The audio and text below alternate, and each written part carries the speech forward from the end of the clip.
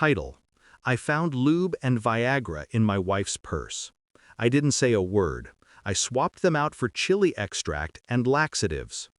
Her boss exploded right there in the passenger area in the middle of their flight. They had to call for help. Start: I never liked flying. Too much trust in metal and strangers. Too many things that could go wrong mid-air. Turns out I was right. The morning it happened, I was sitting in my car, parked just outside Terminal C, sipping coffee I didn't taste. My hands didn't shake, not anymore. They had a few weeks ago, when I first saw the signs. It started small. My wife, Marissa, smiling at her phone a little too long. A sudden interest in working late. Perfume before work, mint after. The classic choreography of betrayal.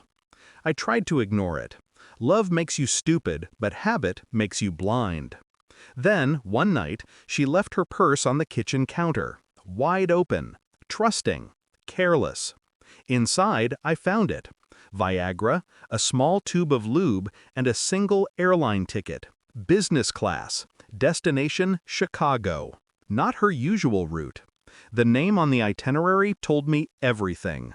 Her boss, Dylan Hart. The man who toasted me at our wedding anniversary dinner 3 months prior, saying, "She's one of the most dedicated employees I've ever had."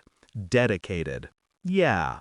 I remember standing there in the kitchen, holding that little blue pill bottle in my palm.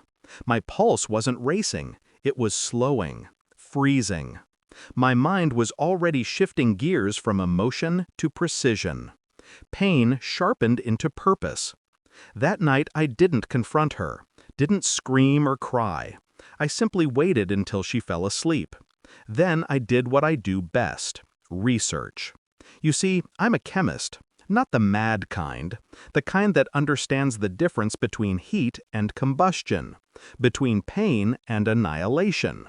Over the next few days, I built a plan, not of rage, but of order, a sequence of reactions, cause and effect. Every betrayal deserves a controlled burn. The lube went down the drain. In its place, I filled the identical tube with pure chili extract. Capsaicin at 1.5 million Scoville units. Industrial grade. Used in crowd control and bear spray. A single drop can blister skin. The pills. I swapped the Viagra for a special blend of magnesium citrate and bisacodyl, medical-grade laxatives. Timed release. Hits hard after about 2 hours. Perfect for a mid-air surprise.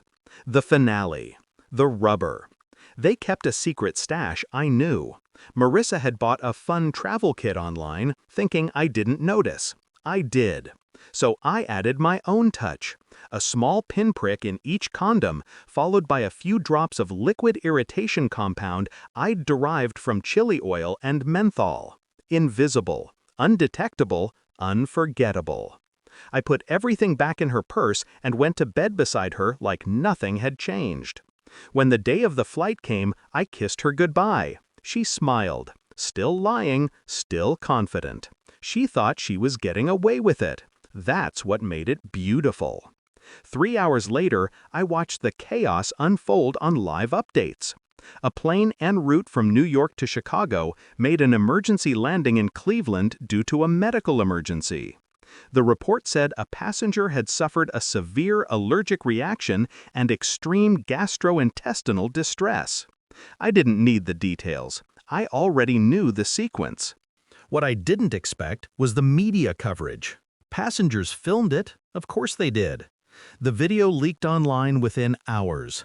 There he was, Dylan Hart, red-faced, drenched in sweat, clutching his gut while flight attendants scrambled. Behind him, my wife, half-dressed, panic painted across her face, trying to hide the fact that they'd been mid-act in the passenger area when it all went down. They said he screamed, that the pain was like fire, that he lost consciousness before they landed. He didn't die, not physically, but his career did. The board saw the footage, HR saw the footage, his wife saw the footage. Marissa lost her job too. Moral conduct violation.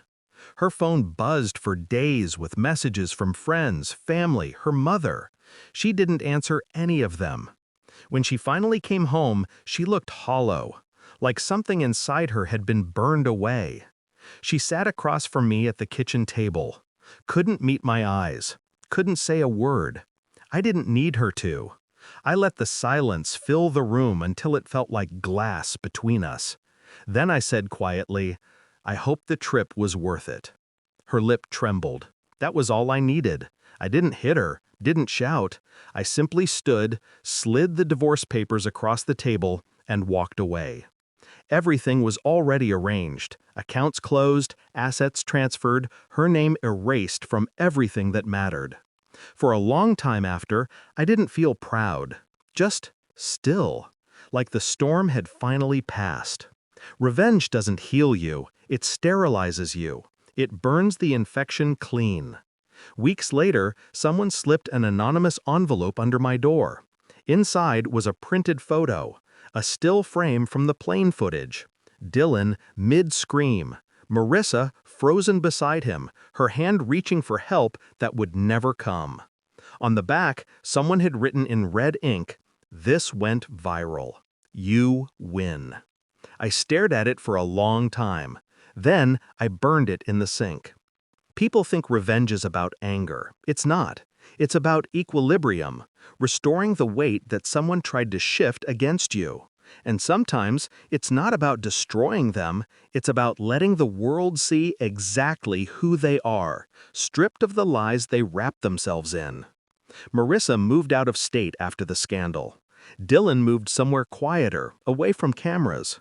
I heard he can't eat spicy food anymore. The irony still makes me smile. As for me, I started flying again. Not because I enjoy it, but because I can. I trust the metal now. I trust strangers. I even trust turbulence.